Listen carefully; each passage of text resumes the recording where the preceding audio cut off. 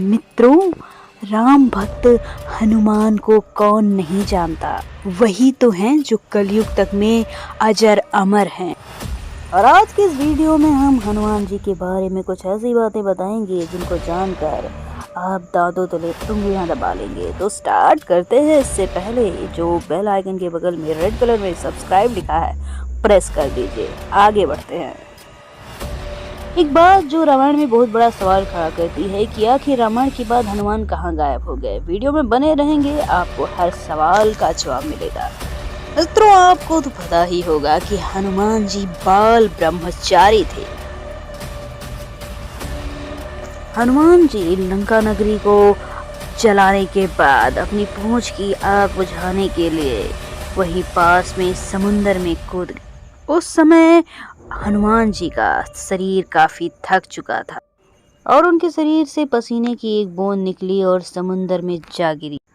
और वो पसीने की बूंद समुंदर में एक मछली के गर्भ में चली गई और वो गर्भवती हो और उससे एक संतान पैदा हुई जिसका नाम मकरध्वज था, जिसका आधा शरीर मछली का और आधा शरीर वानर। ज्यादातर लोगों का मानना है कि हनुमान जी बंदर का रूप थे, लेकिन जब हम रामायण को ध्यान से पढ़ते हैं तब उसमें ये पता चलता है कि वो आम बंदर तो बिल्कुल नहीं थे, वो अलग ही प्रजाति के थे। क्योंकि अगर आप रामायण में देखेंगे तो उनके लिए वानर शब्द का प्रयोग किया गया है, जबकि संस्कृत में बंदर को गग कहा जाता है, जिससे ये पता चलता है कि हनुमान जी बंदर नहीं बल्कि किसी और प्रजाति के।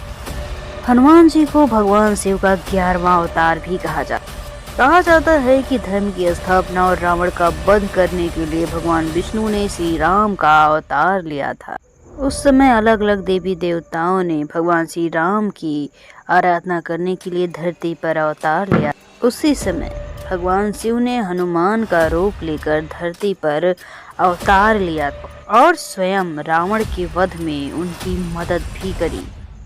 त्रेता युग में अंजनी और केसरी के पुत्र के रूप में हनुमान जी का जन्म हुआ था। हनुमान जी ने अशोक वाटिका में माता सीता की मदद की। तब माता सीता ने हनुमान जी को अमर होने का वरदान दिया था। उन्होंने कहा था कि कलयुग के अंत तक हनुमान जी धरती पर रहेंगे और भगवान कृष्ण के कलयुगी अवतार भगवान कल्कि का साथ भी दे और उन्हीं के साथ धरती को त्याग भी देंगे। नंबर 5, हम्पी में ऋषि मुख पहाड़ी के पास आज भी मातंग पर्वत के नाम से जानी जाती है। कहा जाता है कि मातंग ऋषि के आश्रम में भगवान हनुमान का जन्म हुआ था।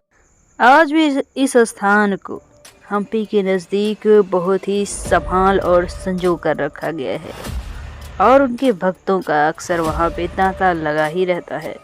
दोस्तों, श्री राम ने भगवान हनुमान को ये वरदान भी दिया था कि वो अगले ब्रह्मा होंगे। दोस्तों, ब्रह्मा जी का जीवन 100 दिव्य वर्षों का होता है, जिसके बाद उन्हें मोक्ष प्राप्त हो जाता है और उसके बाद नए ब्रह्मा उनका स्थान ले लेते हैं। इस समय हम ब्रह्मा जी के 51वें साल में जी रहे हैं।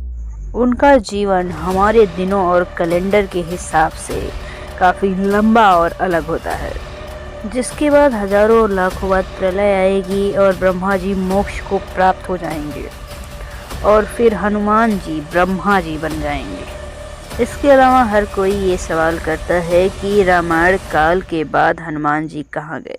लेकिन अगर हम अलग अलग सभ्यताओं में भी ढूंढें तो भगवान हनुमान के सबूत हमको मिल जाते हैं। चीन में मंकी गॉड की कथाएं भी सुनाई जाती हैं। उनकी कई समानताएं आपको हनुमान जी जैसी मिल जाएंगी। अमेरिका में भी मंकी गॉड की पूजा की जाती है। वैज्ञानिकों ने और पुराविदों ने इसे खोजने की कोशिश की तो उन्हें मंकी गॉड की कई प्रतिमाएं जंगलों में प्राप्त हुई। हनुमान जी का जिक्र न कि रामायण में बल्कि महाभारत में भी मिलता है। एक बार हनुमान जी सो रहे थे और तभी भीम वहां से निकले, लेकिन हनुमान जी की पूंछ रास्ते में फैली हुई थी। भीम ने उनसे पूंछ हटाने को कहा तो हनुमान जी ने कहा कि अगर तुम पूंछ हटा सकते हो तो हटा लो। भीम लाखों कोशिशों के बावजूद भी हनुमान जी की पूंछ को हटा नहीं पाए और महाभारत में अर्जुन के रथ का ध्वज भी हनुमान जी बने हुए थे। जब युद्ध के अंत में ध्वज रूपी हनुमान जी वहां से गए तो वो रथ राख हो चुका था। तो ये थी हनुमान जी से जुड़ी कुछ रहस्यमयी बातें। वीडियो अच्छा लगा हो तो चैनल को सब्सक्राइब करके वीडियो को लाइक कर दें दोस्तों और रिश्तेदारों में शेयर करें। Thanks for watching.